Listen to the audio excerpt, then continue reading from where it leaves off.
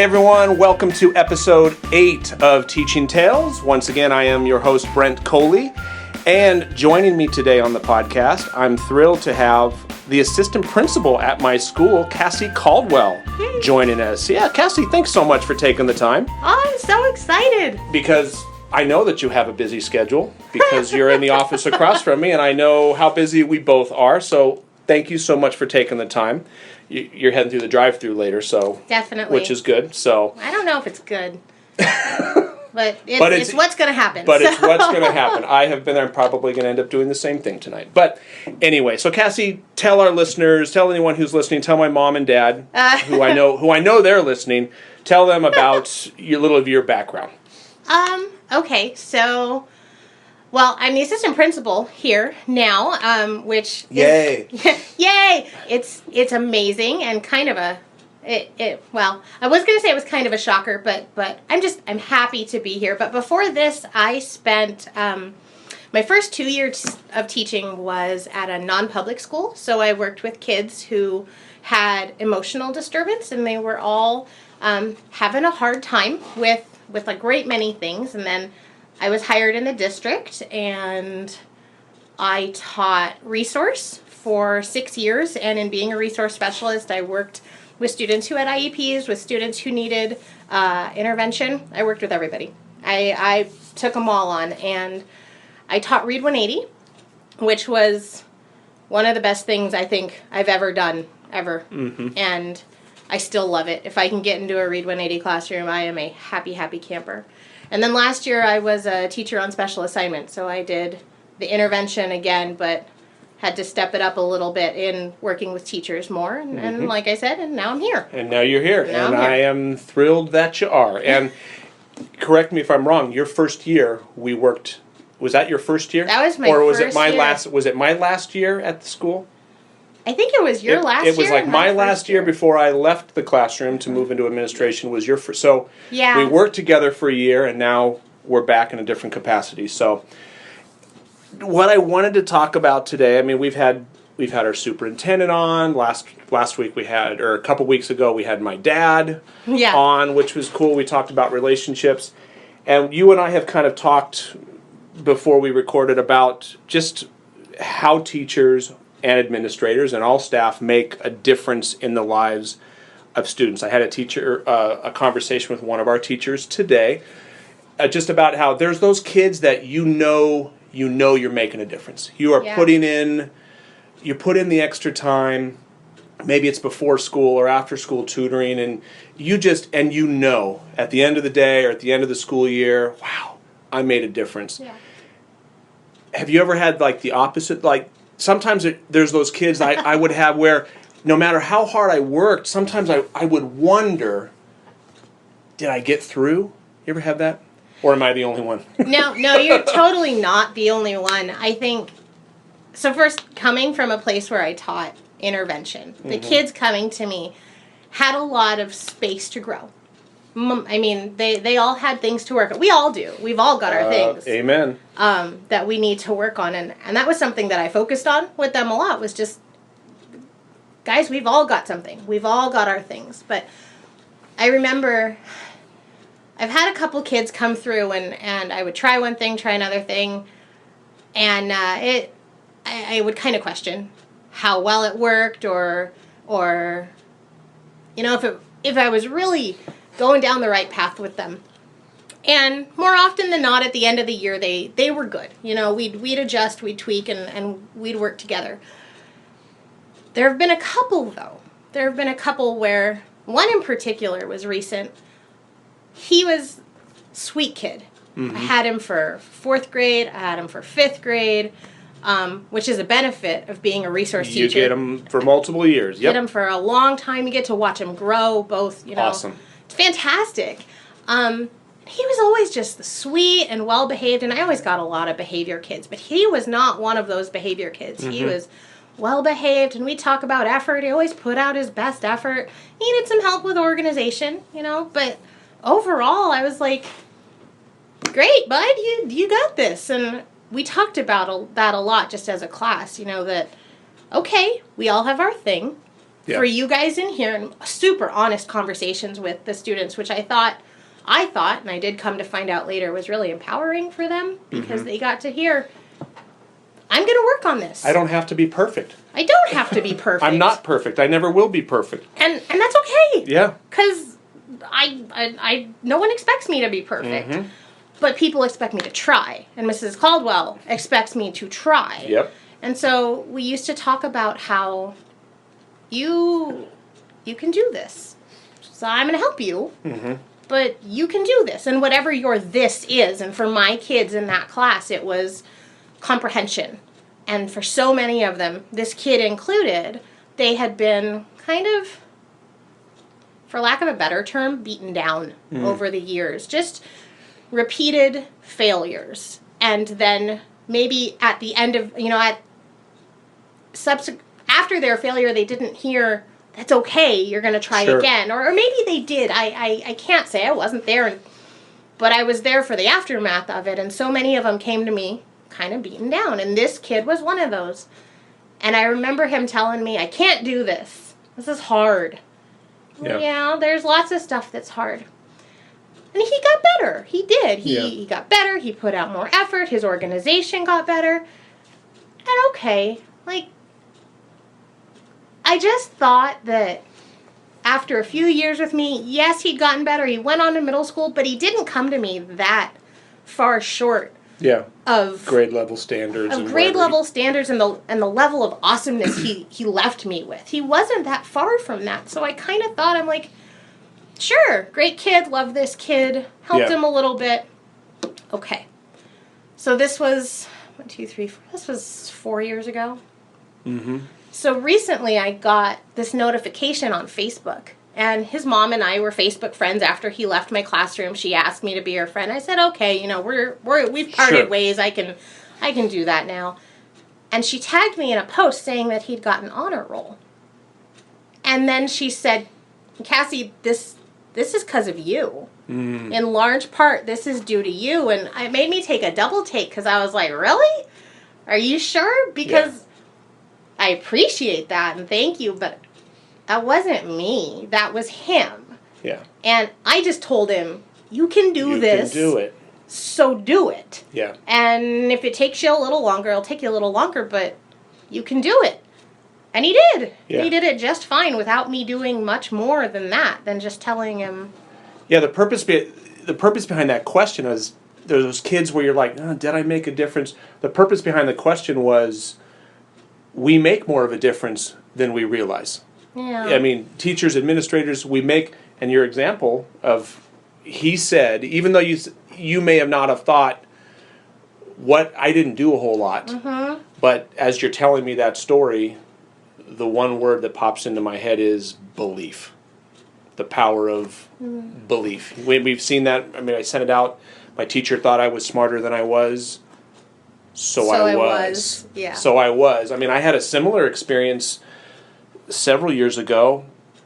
I was in a Walmart and walking down you never know. You never know when you're going. I mean, we live in a small town, so walking through a Walmart and Mr. Coley, and it was the mom of one of my former students, and I said, hey, how we doing? And I actually taught two of her sons, and it was 5th grade that I had taught them, and they were then in high school, and the mom just thanked me, similar to what you said, and it wasn't in a Facebook post, it was in a Walmart, but thanked me for everything that I had done for her son. And I don't say that as like, wow, well done, Brent. You look. I say that the opposite, because when she left and I continued shopping, I remember walking away thinking, what did I do? I did, and thinking back, it's like, okay, what did I do? It wasn't one of those situations where I was coming an hour early every day and staying an hour. It was exactly what you said. I believed in him. And when he came to me and would say, Mr. Coley, do I have to do this part of the assignment? Because kind of that beaten down, I think before he got to me, the impression that I got was he was told, you don't have to do that part of the assignment. And the message, whether spoken or unspoken, was, because you can't. Yeah. Where he came to me and said, do I have to do this? I looked at him and said, yeah. Yeah, you do. You got it, buddy. I mean, did he need some help? Yeah. I mean, did he need support? Did I provide scaffolding? I sure did. But I walked away from that conversation in Walmart thinking, what did I do for him?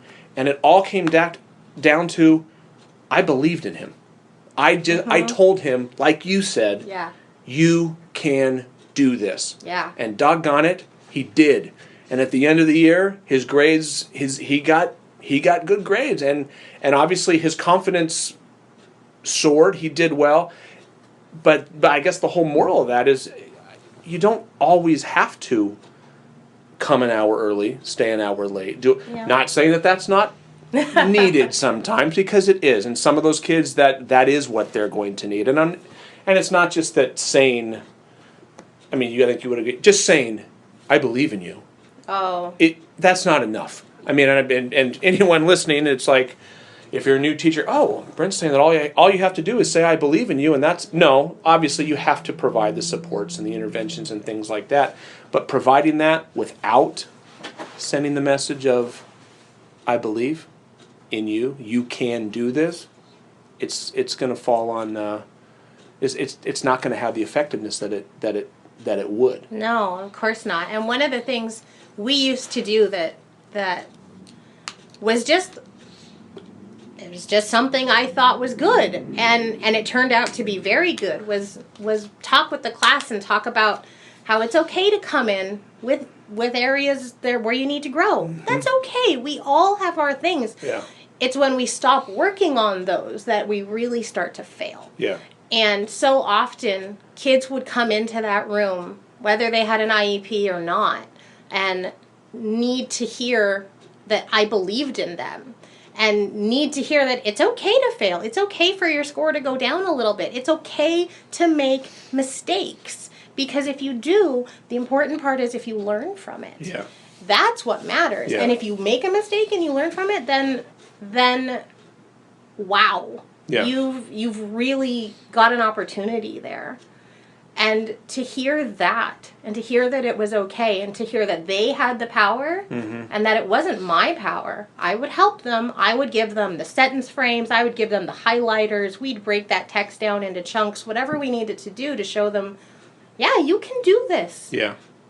And kids, that was so powerful for them. Well, and I think too, in addition to you're showing the student, not just telling, showing the student that you care. Mm-hmm. And I mean, it's again, words are hollow without actions. I used to tell students, I mean, when students were misbehaving, when students were having a hard time meeting the expectations in the classroom, yeah. I remember having those honest conversations sometimes with them and telling them.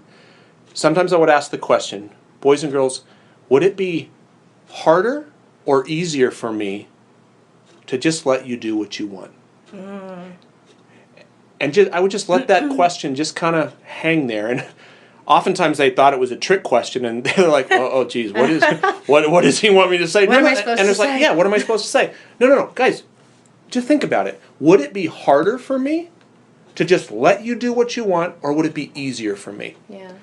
And as fifth graders, they would stop and they would think and be like, it'd be easier for you. Yeah, because I wouldn't have to be constantly reminding. It wouldn't have to be constantly, it would be way easier for me. But it wouldn't be what's best for you. It would not prepare you for middle school. It wouldn't prepare you for high. It wouldn't prepare you for life. Because the expectations, the rules that we had in the class, they weren't arbitrary. They're prepping them for being successful beyond my classroom. I mean, it just popped into my head an example of one year I had, it was one of my last years in the classroom, and I had two students who required a lot of those reminders. They had a hard time following the rules, a hard time whether it was staying in the seat, blurting out, those types of things. Great kids. I mean, and I'm sure you've had those. I mean, we just put on our door in our lounge. We've got the little whiteboard, and we put the sayings up there. Yeah. And sometimes last week we had one that something along the lines of, sometimes the kids that are hardest to love are the ones that need love the most. They need it the most. They need it the most. And these two students, they were challenging. and during the year, you had to write them. Yeah, they required a lot of reminders. And at the end of the year, I mean, it was the type of thing that at the end of the year, if you would have thought two students who may have put my picture in the bullseye of a dartboard, It's right. it could have been, it probably would have been these two students, simply because from a 10-year-old's perspective, boy, Mr. Coley must not like me, because he's always telling me to do what I'm supposed. He's always riding me. He's always doing that. On the last day of school, we had our last day party. Everyone was dismissed, and you see your goodbyes and things like that. And everyone left. And a couple minutes later, I had to go down to the office. And I remember leaving my classroom and turning right near your former classroom, right in front of where that open space was. And those two students were standing in the little open quad area. The only two students left from my class. And I remember kind of walked up to them and said, hey guys, what you doing? They were waiting for a younger brother or sister. But oh my goodness, it's so amazing, that unexpected. One of them, it was a boy and a girl. The girl just kind of looked at me. She got tears in her eyes. Aww. And she said, I'm really going to miss you. And she came up and she gave me a hug. And the boy who was standing there, almost as if he now had permission to, he started crying, and then he comes and gives me a little hug. So I'm standing there in the middle of the quad with two kids, the two least expected. The least likely. The only two that year who gave me a hug on the last day of school were the two that I had to ride the most. The two that were probably the most challenging in my class. But they, after all of that, they were able to see that I did it because you cared. Because I cared. Yeah. Because, guys, this is what you need. And I'm not doing this because I don't like you. I'm doing it because I love you. Because it's what it will help you next year.